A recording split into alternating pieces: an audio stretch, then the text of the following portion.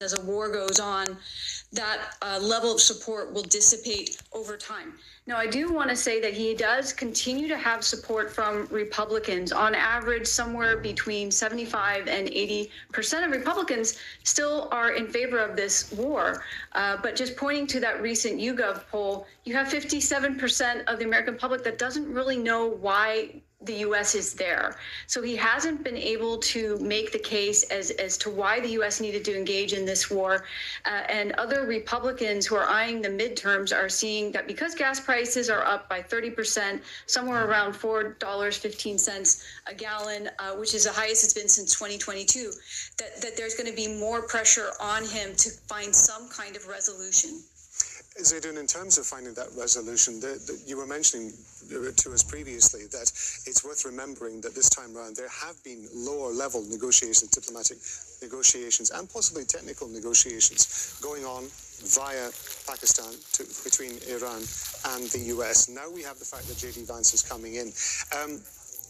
Without wanting to overemphasize too much the fact that Vance is going to be present, because last time he was there, they didn't reach any agreement after 21 hours. This time round, given the negotiations that you've been talking about, are there grounds for optimism? Would J.D. Vance actually go there if there wasn't a very good chance that something positive was going to come out of this? Something positive or something detrimental, which the Trump administration believes that J.D. Vance's presence is very important to be there, to reach that level of seriousness in these talks, even if progress hasn't been there. But given that we're close to the ceasefire deadline, that in itself reflects the importance of the stage where we are now. Technical debates and negotiations perhaps have also been taking place simultaneously that are a bit less political but more focused on the infrastructures that are being negotiated, particularly towards the ballistic missiles and the stockpile uranium. Now, as much as one wants to believe that the Trump's administration has been the most hostile U.S. administration against the Iranian political class and government, given that it is the administration that withdrew from the JCPOA that took years to negotiate with Obama's administration.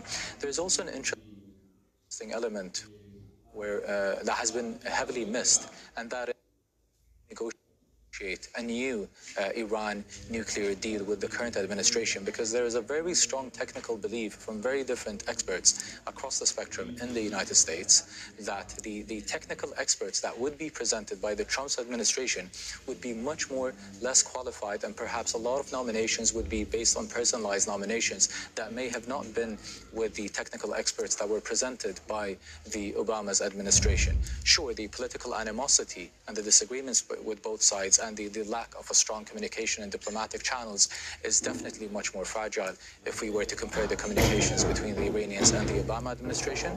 But if we were to look at the Iranian ability to negotiate a much more easier nuclear deal with technical experts that aren't as sophisticated, if you may, or much more qualified as they were in the Obama administration, this is perhaps a golden opportunity, similarly to the golden opportunity and the political leverage that the Iranian government was able to gain from this war, which is politically leveraging and negotiating and exploiting the Strait of Hormuz as a new pressure card that didn't exist prior to this war. Natasha, given what Zaydun has just been describing, particularly with regard to the leverage that Iran now appears to have or has demonstrated with regard to the Strait of Hormuz and the impact that has had, and you were talking about the impact on Americans themselves, particularly at the petrol pump. In the event that for some reason there is, both sides are unsuccessful in finding a ceasefire, what are the options for Donald Trump? How difficult would it be for him to then go back to the American voters and say, sorry, we didn't get a deal, we're going to carry on the war that Republicans are in favor of, but broadly speaking, nobody else wants? I mean, that's the big question we're trying to figure out is will he end this war? Does he have some kind of exit strategy? Is there some kind of off-ramp that he can use? So on the one hand, it's possible that he could try to just keep going on with some sort of ceasefire where we're in this sort of state of limbo and he's going to claim victory. That's actually what he's been trying to do repeatedly to the American public, say it's almost over, we've won, we've completely destroyed Iran's Air Force and Navy and missile defense capacity.